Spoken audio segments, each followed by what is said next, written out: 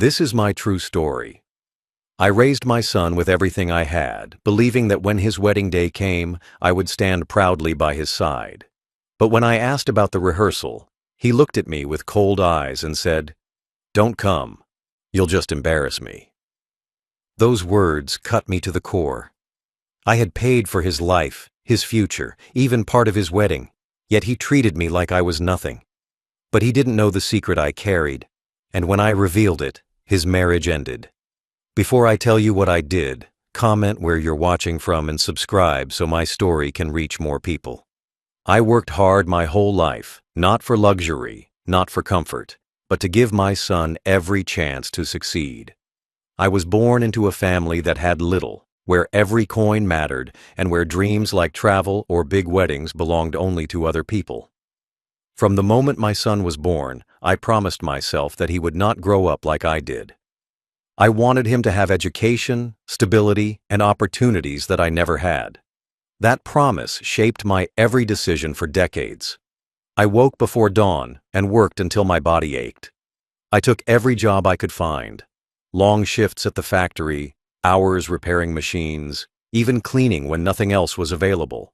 My hands were rough, my back bent, but each paycheck I brought home reminded me why I endured it.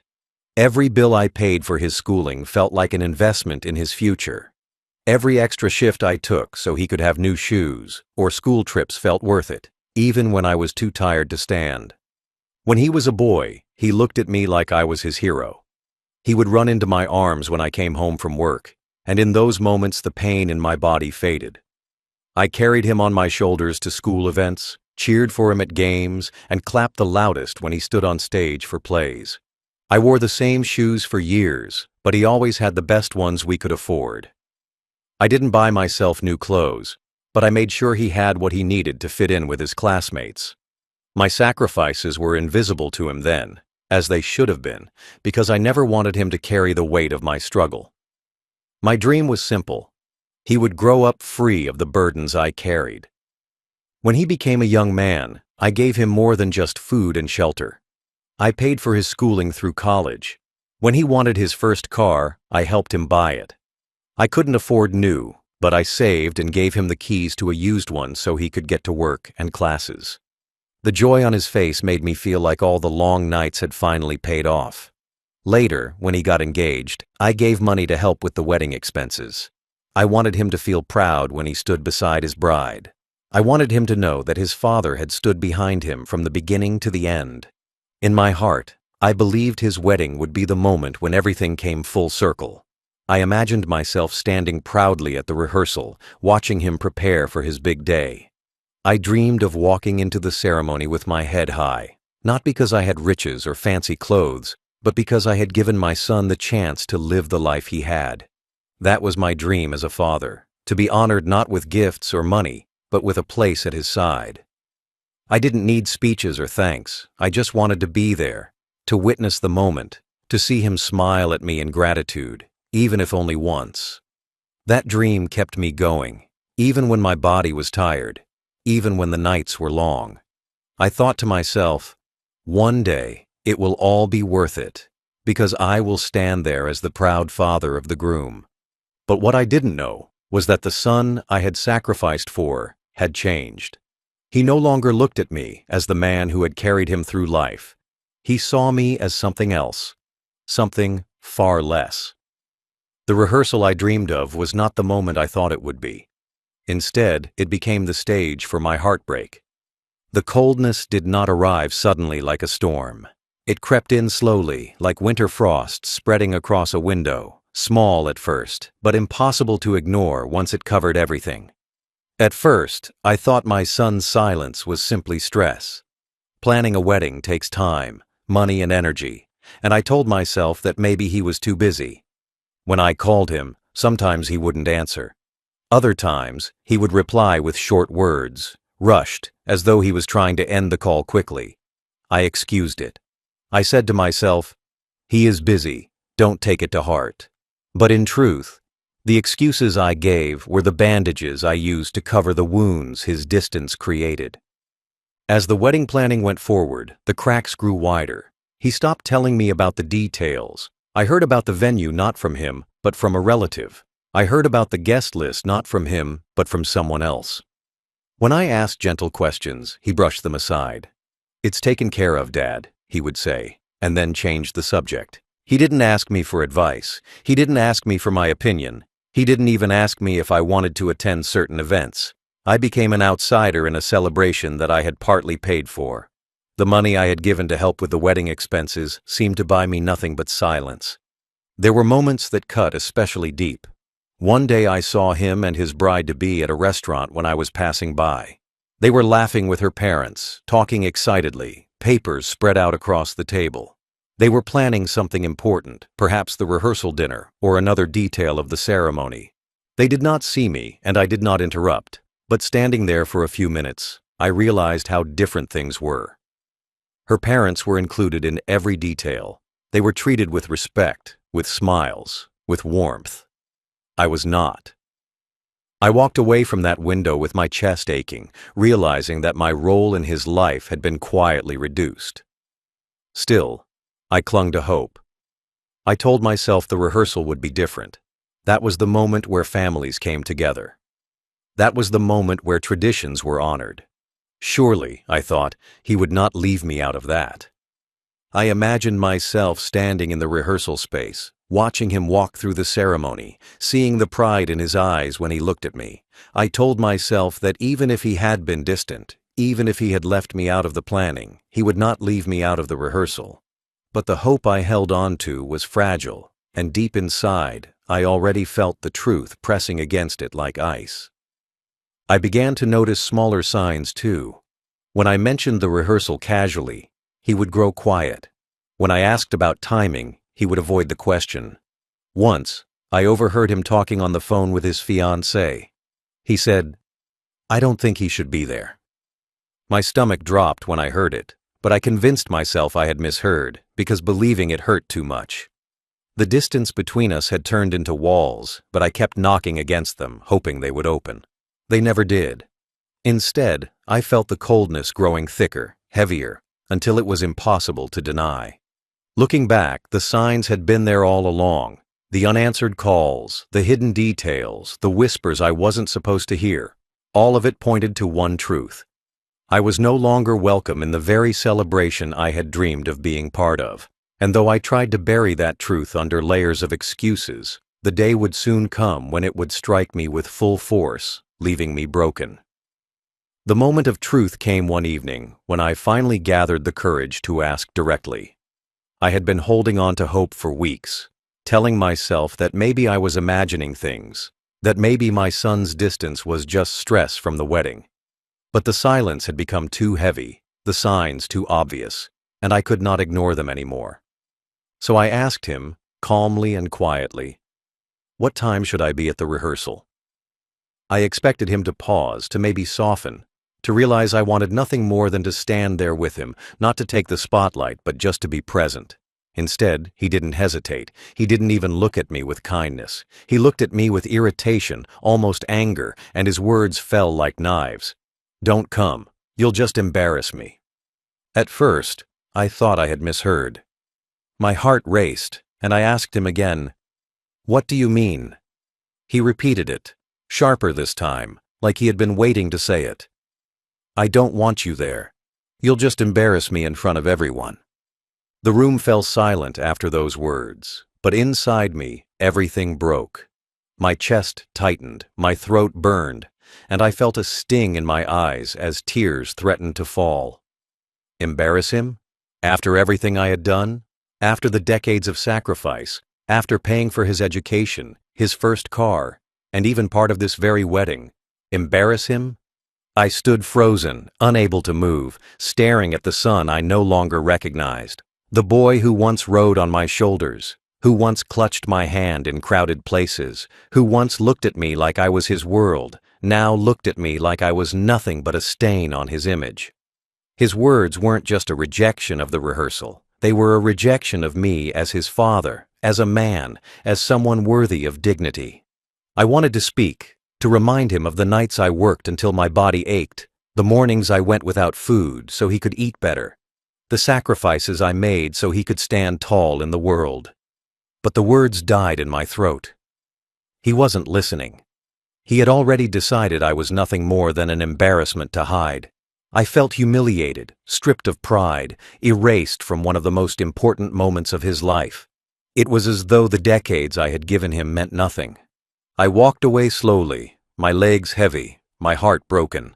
I went into my room and shut the door, my hands trembling as I sat down. His words echoed in my mind again and again, each time cutting deeper. "Don't come. You'll just embarrass me." I thought about the suit I had prepared, hanging neatly in the closet, waiting for the day I could wear it with pride. Now, it felt like a cruel reminder of the dignity he had denied me. I sat in silence, tears streaming down my face, realizing that my son, my only child, had not only excluded me, but humiliated me. That was the cruel refusal. Not just a no, not just a rejection, but a complete erasure of everything I had stood for as his father. In that moment, something inside me shifted. The heartbreak was real, the humiliation unbearable, but beneath it, a new feeling began to rise. If he could treat me as nothing, then I would show him that I was still something. If he could strip me of dignity, then I would strip him of the lies he built his image on. The pain he gave me that night planted the seed of resolve, and soon that resolve would grow into action. That evening, after my son's cruel words, I went into my room and sat in silence. I didn't turn on the light. I didn't touch the food on the table. I sat on the edge of my bed, staring into the darkness, and replayed the moment again and again in my mind. "Don't come. You'll just embarrass me." The words echoed so loudly that they drowned out everything else. I looked at the suit hanging in my closet, neatly pressed, waiting for me to wear it at his rehearsal. I had imagined myself standing there in it, not to shine, not to be celebrated, but simply to watch him and feel proud. Now that same suit felt like a cruel joke, a costume for a role I was denied. I stared at it for a long time until my eyes blurred with tears. As I sat there, the memories came rushing back, one after another, like a flood I couldn't stop. I remembered the nights I came home exhausted from work, covered in grease and sweat, only to pick him up in my arms because he wanted to be carried. I remembered walking him to school, his small hand in mine, while my back ached from hours of heavy lifting at the factory. I remembered the evenings when I skipped meals so he could have a full plate, telling him I wasn't hungry when my stomach growled with emptiness. I remembered all of it, every sacrifice, every silent act of love that built his life. And now, the same son who once clung to me like I was his safe place had reduced me to nothing more than an embarrassment. The humiliation was unbearable. I thought of what the neighbors would think if they knew. I thought of what my late wife would say if she had heard those words. She had always told me, "He will grow up and honor you one day." I believed her. I held on to that hope, even in the darkest times. But here I was, an old man sitting alone in the dark, humiliated by the very child we raised together. The pain of her absence hit me harder than ever that night, because I knew if she had been here, she would have never allowed him to speak to me like that. But she was gone, and I was left to face the truth on my own. My tears fell, hot and steady, soaking my hands as I covered my face. But even in that sorrow, something began to shift inside me. Tears are heavy, but they don't last forever. At some point they dry, and what is left behind is harder than before. As the hours passed and I sat there in silence, my humiliation began to harden into something else. It wasn't anger that flared up and disappeared. It was colder, steadier. It was resolve. I whispered to myself, "He may think I am nothing. He may think I am weak. But he has forgotten who I am." Because I did have something he didn't know about. I had knowledge. I had truth. And truth, when spoken at the right time, can cut deeper than any insult. I wiped my eyes, stood up slowly, and looked at the suit one last time. I realized I would never wear it to his rehearsal. But that didn't mean I had no role left to play. My role was not to stand quietly in the background while he erased me. My role was to remind him, and everyone else, who he really was. That night, Humiliation became my fuel. My son had shut me out with his cruelty, but I would step back in with the one weapon he could not control: the truth. As I stood there in my room, staring at the suit I would never wear to his rehearsal, I thought about the one truth that he had forgotten I carried. My son, for all his arrogance, for all his pride, had a secret that could ruin him if it came out. Years ago, when he was still trying to build his career, he had made mistakes. He had lived beyond his means, borrowed too much money, and eventually filed for bankruptcy. I was the only one who knew the full extent of it. I had been the one to help him quietly, to cover some of the payments, to guide him through the process, to make sure his name didn't collapse completely. I kept the documents, I kept the court papers, I kept the receipts. At the time, I told myself it was loyalty. I told myself that as his father, it was my duty to protect him from shame. I never spoke a word of it to anyone, not to relatives, not to friends, not even to my late wife before she passed. I carried that burden silently because I believed one day he would stand tall and repay me with respect. But now, sitting in that silence, I saw it differently. Loyalty had made me weak. Loyalty had made me invisible. Loyalty had given him the confidence to mock me because he thought I would never strike back. He thought his secret was safe, locked away forever, buried under the weight of my sacrifices. What he didn't realize was that his secret was not buried. It was waiting. Waiting for the moment when he pushed me too far. Waiting for the day when I was no longer willing to carry his lies on my shoulders. That day had arrived. I thought of his bride's family. They saw him as successful, stable, respectable. They believed he was a man who could provide for their daughter. They had no idea that only a few years earlier, he had been drowning in debt, hiding from collectors, begging me for help. They had no idea that he had built his current image on a foundation of lies. And I asked myself, did they not deserve to know? Should they not be given the truth before binding their daughter's life to his? Why should I stay silent when he had treated me as nothing? Why should I protect him when he had humiliated me? The answers came clear and sharp. They should know, and I would tell them. I walked to the small drawer where I kept important papers. My hands trembled as I pulled it open, not from fear, but from the weight of the choice I was making. There they were, the bankruptcy papers, the financial records, the court documents. Every number, every date, every signature, proof of the failure he had buried. I spread them out on the table, my eyes scanning the lines that I had read so many times before. This was not rumor. This was not gossip. This was truth in black and white, undeniable, irreversible. For years, I had kept these papers locked away, thinking I was doing the right thing by protecting him. But now I saw them for what they were, not just records of his past, but my weapon, my shield, my answer to his cruelty. He had told me I was an embarrassment. He had shut me out of his rehearsal. He had erased me from his life, but he had forgotten that I carried the one thing he could never erase, his past, and I was ready to use it. When the documents were spread out on the table in front of me, I stared at them for a long time. Each page was heavy with memory, heavy with truth, heavy with power. For years, I had carried them like a weight, keeping them locked away in silence, believing that loyalty to my son meant protecting him from the shame they represented. But now, after the words he had thrown at me, after the humiliation of being told I was nothing but an embarrassment, I realized that silence had only served him, not me. He had mocked me because he believed I would never fight back. He had erased me because he believed I would never stand up. But as I sat there, looking at the bankruptcy papers with his name printed in bold letters, I made my decision. My loyalty was finished. My silence was over. I picked up the first page and read it again, every detail clear as day. The dates, the amounts, the court stamp. Proof that his life was not the perfect story he wanted his bride's family to believe. Proof that beneath his polished suit and his proud smile stood a man who had once been broken, reckless, and irresponsible.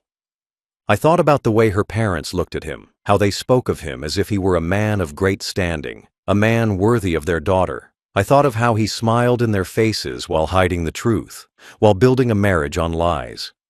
My hands tightened around the paper, my anger cold and sharp. They deserved to know. They needed to know. And I would be the one to tell them. I gathered the papers together and slipped them into a plain envelope. I made sure every page was in order, every piece of proof impossible to dismiss. There would be no way for him to deny it, no way for him to twist the story, no way for him to make me look like a bitter old man inventing lies.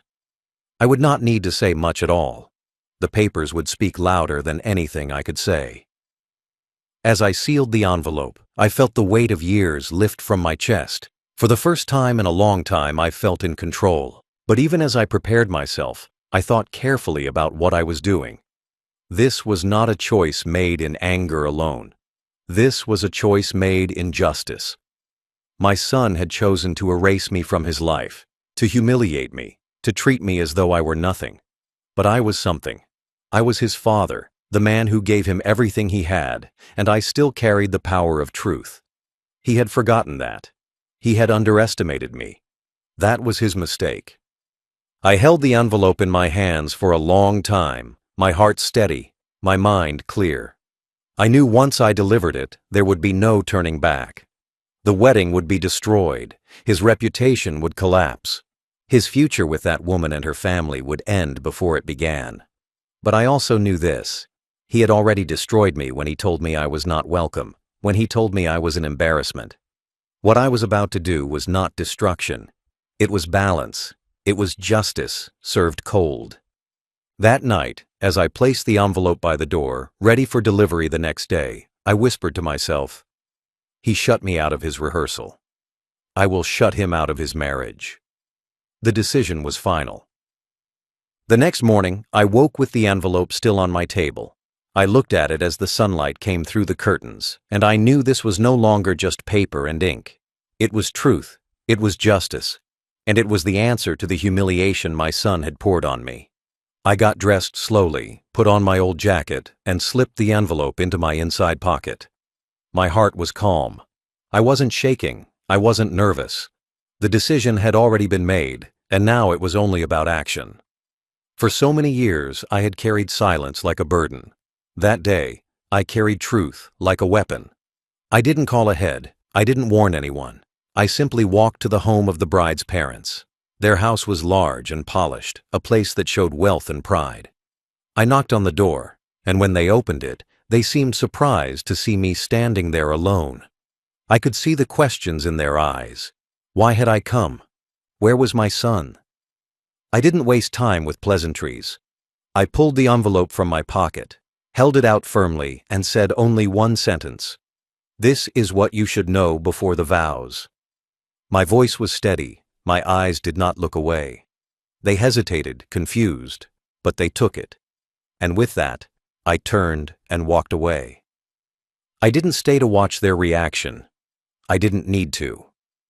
I knew the moment they opened it, the world they believed in would collapse. Inside that envelope were the documents, the bankruptcy records, the truth he had buried under lies. I could picture them sitting at their table, pulling out the papers, reading line by line. Their smiles fading, their voices rising, their disappointment growing with every detail. I imagined the shock on their faces, the disbelief, the anger.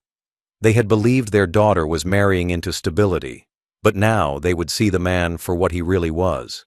Someone reckless, someone dishonest, someone willing to hide the truth to protect his image. As I walked back home, I felt no guilt. I had protected him once, yes, but that time was over. I had carried his secret out of loyalty, but loyalty had been repaid with cruelty. He had erased me from his life, but I had written myself back in with the only thing he could never erase, his past. The delivery was simple, quiet, and final. I didn't need to shout or accuse or defend myself. The papers would speak louder than I ever could. That night, I sat by my window drinking tea, and I imagined the storm already starting to brew. The bride's parents confronting him, demanding explanations, my son stuttering, trying to deny it, but with no escape because the proof was undeniable. The whispers spreading through the family, the tension building before the rehearsal. I didn't have to be there to know what was happening. Truth doesn't need witnesses. Truth works on its own. And as I sat there, I realized something. The humiliation I felt when he told me not to come to his rehearsal was gone. In its place was a quiet dignity. I had delivered justice without anger, without violence, without even raising my voice. All it took was one envelope. The fallout came faster than I expected. On the day of the rehearsal, I stayed home, sitting quietly in my chair with the window open, letting the cold air brush against my face. I didn't need to be at the hall to know what was happening. The truth moves quickly when it is undeniable, and I knew the moment the bride's parents opened that envelope, my son's carefully constructed world began to crack. Later, through relatives and whispers that reached me, the full picture of that day came together. The bride's parents had confronted him directly, holding the documents in their hands, their voices sharp and cold as they demanded answers. They asked him why he had hidden something so serious. They asked him why he thought their daughter deserved to be tied to a man who had lied about his financial history. My son, arrogant as always, tried to deny it at first. He said it was old, that it didn't matter, that it wasn't relevant anymore. But denial cannot stand against proof. With every page they read aloud, every date they pointed to, every number they showed, his voice grew weaker. His confidence collapsed in front of them. The whispers spread quickly through the rehearsal hall. Guests began murmuring, asking what was happening, shifting uncomfortably as tension filled the air. The bride herself looked pale and shaken as she listened to her parents. One by one, the lies he had built fell apart. His polished smile, his confident words, his proud posture, none of it could protect him from the weight of the truth. The rehearsal that should have been filled with laughter and joy turned into a storm of accusations and shame. People who had traveled for the celebration were told to go home. The bride's parents declared that the marriage was off. The invitations, the plans, the decorations, everything ended in that single moment. Relatives who had once looked at him with respect now looked at him with disgust.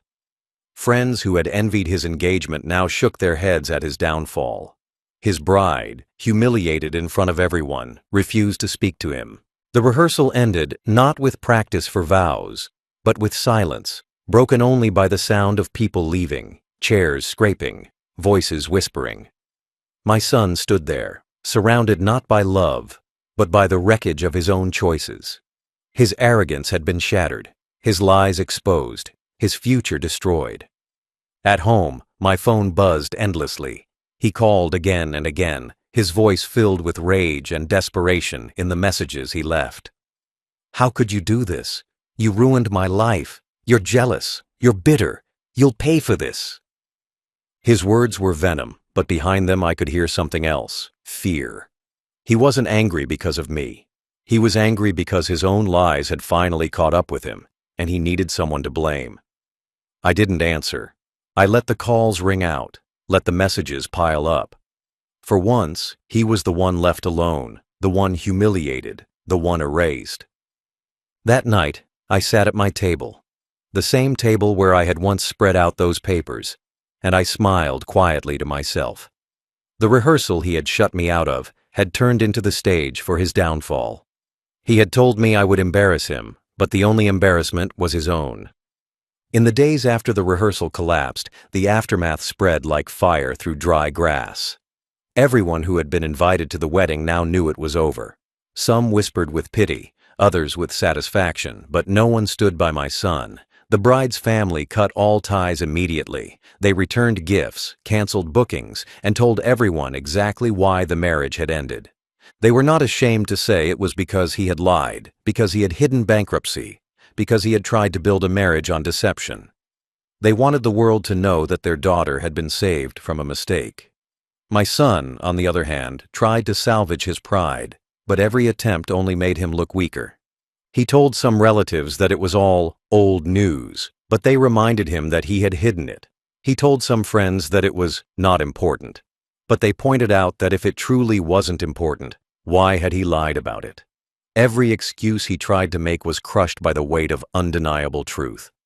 He avoided me for a few days, but then he came to my house, pounding on my door, his face red with anger. When I opened it, he shouted at me, his voice shaking with rage. "You ruined me! You destroyed everything! How could you betray your own son?" I stood there calmly, listening. For years, I had listened to his words cut me down, belittle me, erase me. Now I let him pour out his fury, and when he was done, I answered with only one sentence. "I didn't ruin you. Your lies did." He froze, his mouth open, but no words coming out. For the first time in a long time, he had nothing to say. He stormed off after that. But I knew the truth had landed. The aftermath in his daily life was heavy. His bride refused to see him. Her parents made sure everyone in their community knew what had happened.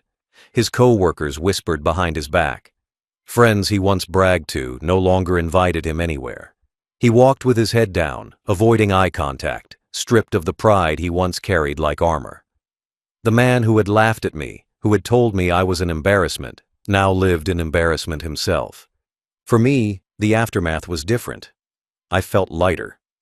I no longer carried the secret of his failure. I no longer carried the humiliation of his words. I had returned the shame to the place it belonged. I sat at home in the evenings, sipping tea in silence, and for the first time in years, I felt dignity again. I was not erased. I was not powerless. I had reminded him and everyone else that even an old man has truth, and truth can change everything.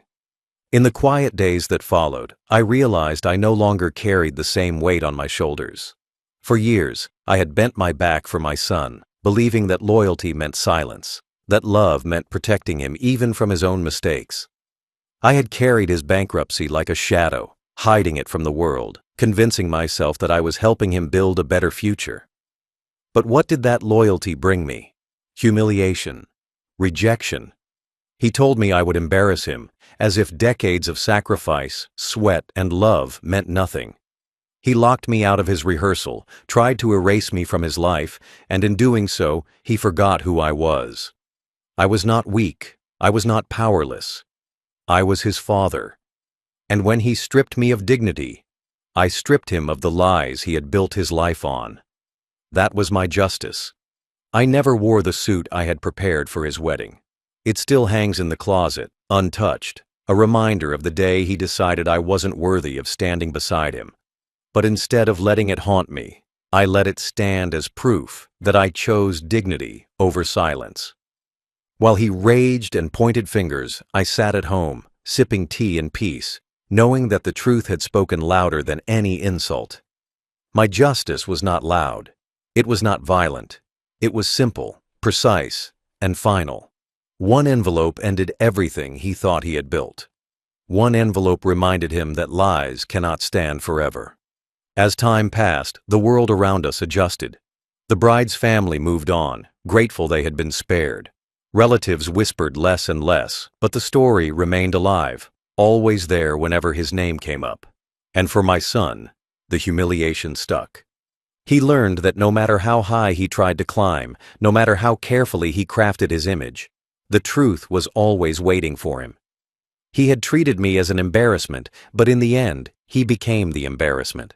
That was not my burden anymore. It was his. I did not do it out of hate. I did not do it out of jealousy. I did it because there comes a time when silence is no longer noble, when protecting someone who shows you nothing but cruelty is nothing but weakness. I chose to be strong, not by shouting, not by fighting, but by letting the truth destroy what lies had built. My son will never forget what I did. Every time he thinks of that rehearsal, every time he remembers the wedding that never happened, every time he looks at me, he will remember that it was his own father who exposed him. And maybe, just maybe, he will remember that it was his arrogance and cruelty that brought it upon him. So I live now with calm. I drink my tea. I walk the streets without shame.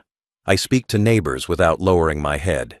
Because I know I am not the man he tried to make me believe I was. I am not an embarrassment. I am a father who gave everything, and when I was pushed aside, I gave back the one thing he couldn't escape, The truth. That is my justice. He refused to take me to his rehearsal. I made sure there was no wedding at all.